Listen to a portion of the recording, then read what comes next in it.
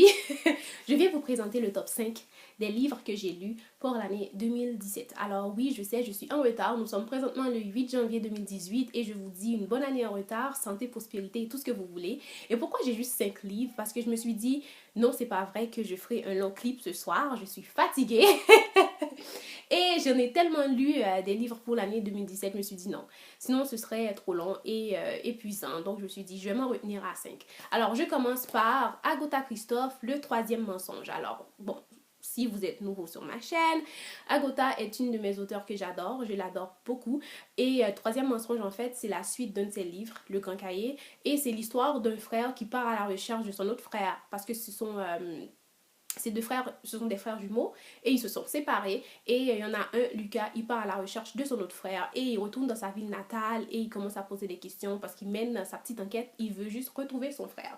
Alors à la fin du livre, est-ce que je dois le dire ou pas? À la fin du livre, il retrouve son frère, mais son frère le renie. Pauvre Lucas. Et bon, il repart bredouille, mais il y a une suite aussi que j'ai très hâte de lire. Et alors, Agatha Christophe, c'est comme je le dis, c'est une de mes auteurs préférées. J'adore son style, j'aime comment qu'elle écrit. Et c'est un livre que j'ai découvert, je pense que Le Grand Cahier, je l'avais lu au secondaire. Et depuis, je suis devenue une lectrice fidèle parce que je l'adore. Alors ça, c'était le 1. Alors, le deuxième livre, Nelly Arcan. Putain, j'en ai parlé, je pense, pour le mois de novembre dernier. J'en ai parlé, j'ai dit justement à quel point que j'adorais son style, à quel point que j'ai adoré ce livre. Je vais vous faire un petit résumé vite. C'est l'histoire en fait d'une fille qui a eu une éducation super catholique et tout, qui a été à l'école privée catholique et qui se retrouve à 18 ans à être à travailler comme prostituée. Donc elle raconte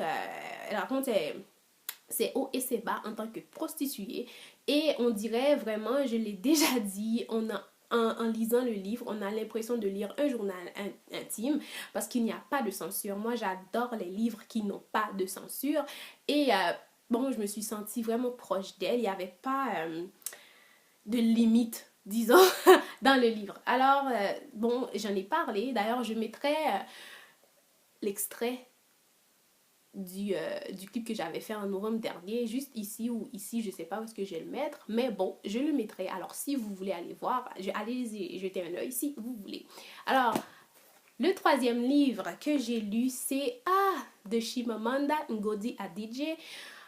Que j'adore cette femme, que je l'adore. Bon, ça, c'est pas un livre, c'est un recueil de 5 nouvelles. Dans ce recueil, elle parle en fait, grosso modo, elle dénonce le fait qu'il y a des femmes au Nigeria, les femmes sont éduquées d'une manière, les femmes sont éduquées d'une manière et les hommes sont éduqués d'une autre manière totalement différente. Et elle dénonce aussi le fait qu'il y a plusieurs jeunes femmes qui doivent fréquenter des hommes mariés pour répondre à leurs besoins. Et aussi, elle part du fait qu'il y a plein de gens qui voient les États-Unis comme la terre promise. Alors, Chimamanda, c'est une de mes auteurs préférées aussi. En fait, dans les 5 nouvelles, dans ce recueil, je pense que mes préférés sont Les Marieuses et Autour de ton cou. Alors, à voir absolument. À voir et à lire absolument. Quatrième livre que j'ai lu.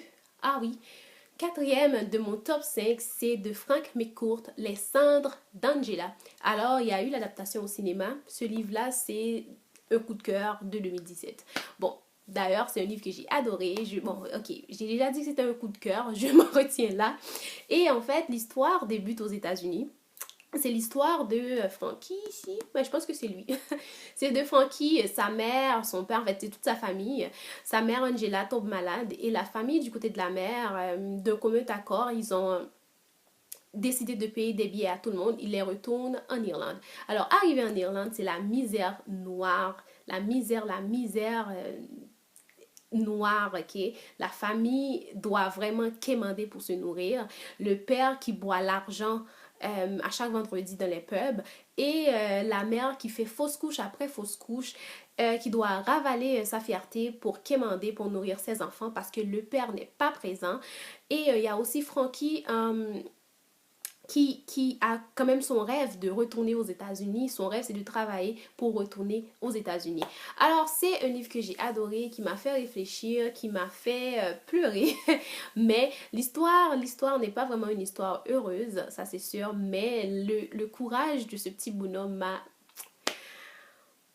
m'a ému, littéralement m'a ému. Et d'ailleurs, je l'ai déjà dit, c'est un de mes coups de cœur pour l'année 2017.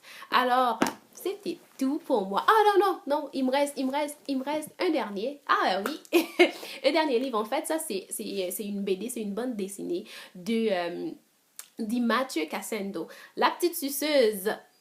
Détrompez-vous, hein. Le titre n'a rien à voir avec le contenu.